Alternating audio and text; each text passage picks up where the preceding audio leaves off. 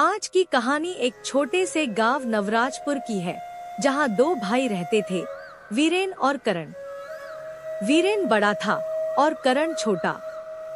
करण रोज खेतों में अपने पिता धर्मदत्त के साथ पसीना बहाता, जबकि वीरेन दिन भर घर में आराम करता रहता। एक दिन धर्मदत्त ने वीरेन से कहा, बेटा, अब मैं बूढ़ा हो चुका हूँ। करण हर रोज मेहनत करता है, लेकिन तुम कुछ नहीं करते। कल को तुम्हारा भी परिवार होगा, तो उनका पेट कैसे भरोगे?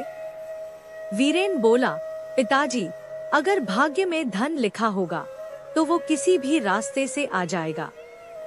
मेहनत करने से कुछ नहीं होता। बहुत से लोग हैं जो मेहनत करते हैं, लेकिन फिर भी गरीब ही रहते हैं।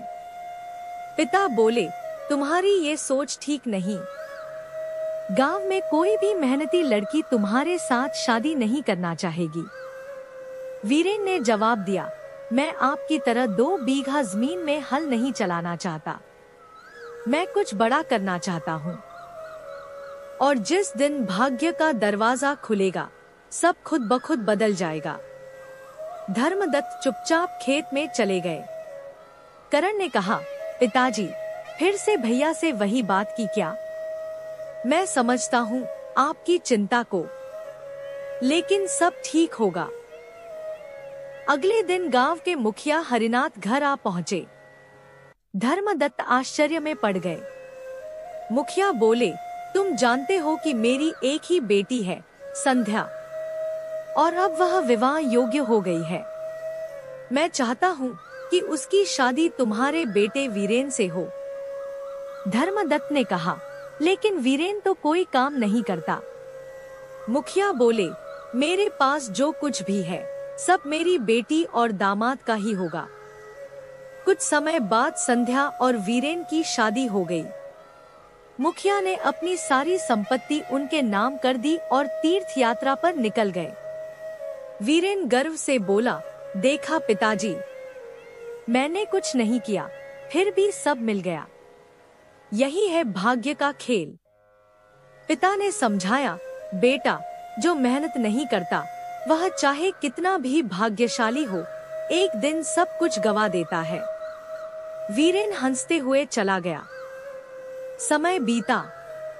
करण की शादी एक साधारण लड़की मीरा से हो गई। धर्मदत्त की मृत्यु हो गई। करण और मेहनत में जुट गया, जबकि वीरेन अब और भी लापरवाह हो गया। कुछ समय बाद संध्या और मीरा दोनों गर्भवती हुईं। संध्या ने एक बेटे को जन्म दिया और मीरा ने एक बेटी को। वीरेन बोला, देखा करण, मेरा भाग्य कितना अच्छा है। मुझे बेटा हुआ और तुझे बेटी। करण बोला, भैया, बेटियां भी लक्ष्मी का रूप होती है। वीरेन ने ताना मारा, देखना, जब दहेज देना पड़ेगा तब समझ में आएगा मेहनत का बोझ।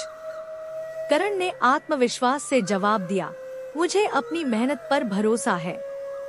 कुछ वर्षों बाद मीरा ने सुझाव दिया, हमारी फसल बहुत अच्छी होती है।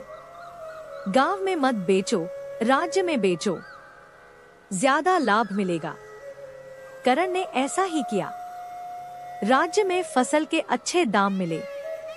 कुछ ही वर्षों में करण के पास 25 बीघा जमीन हो गई और उसकी गिनती अमीर किसानों में होने लगी। करण की बेटी रेशमा अब बड़ी हो चुकी थी।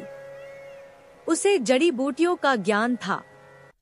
वह दिन भर जंगल में रहकर औषधियां ढूंढती। वहीं वीरेन का बेटा रघु गांव में आवारागर्दी करता। एक दिन वीरेन बोला, भाई, अपनी बेटी को जंगल भेजने के बजाय चूल्हा चौका सिखाओ। मीरा ने जवाब दिया, भैया, आपको अपनी बेटी को नहीं, अपने बेटे को देखना चाहिए, जो हर दिन किसी नई मुसीबत में पड़ता है। कई साल बीत गए। एक दिन रघु को जंगल में एक पोटली मिली, जिसमें हीरे मोती और स्वर्ण मुद्राएं थी। उसने देखा कि दूर मंत्री प्रताप वर्मा किसी से कह रहा है, इन्हें दूसरे राज्य में मेरे रिश्तेदार को पहुंचा दो। रघु ने सारी बात सुन ली और पोटली उठा लाया। मंत्री ने देखा और चिल्लाया, रुको, यह चोरी का धन है। रघु बोला, मैंने सब सुन लिया है। अगर रोका तो राजा को सब बता दूंगा। रघु भाग गया। घर पर वीरेन को सब बताया, लेकिन तभी महल के सैनिक रघु को पकड़ने आ पहुंचे। मंत्री प्रताप वर्मा ने झूठा इल्जाम लगाया और रघु को जेल में डाल दिया गया। वीरेन की सारी संपत्ति भी जब्त कर ली गई। अब वीरेन और संध्या सड़क पर आ गए।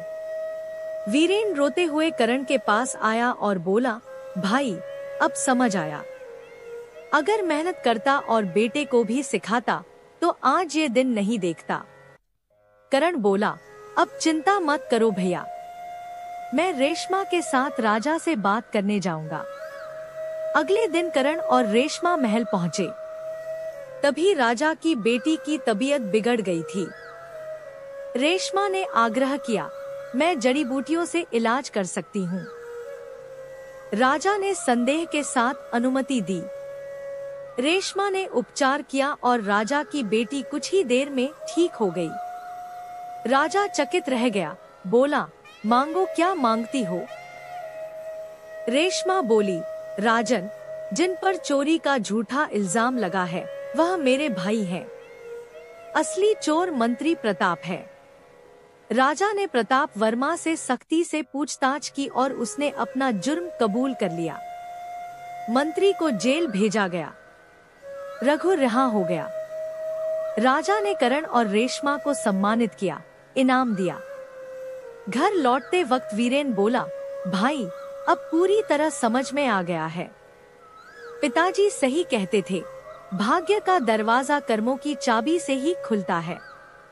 उस दिन के बाद से वीरेन भी बदल गया और मेहनत करने लगा। अगर आपको यह कहानी प्रेरणादायक लगी हो तो चैनल को सब्सक्राइब करें और कमेंट में लिखें, कर्म ही धर्म है। धन्यवाद। जय शिव शंभू।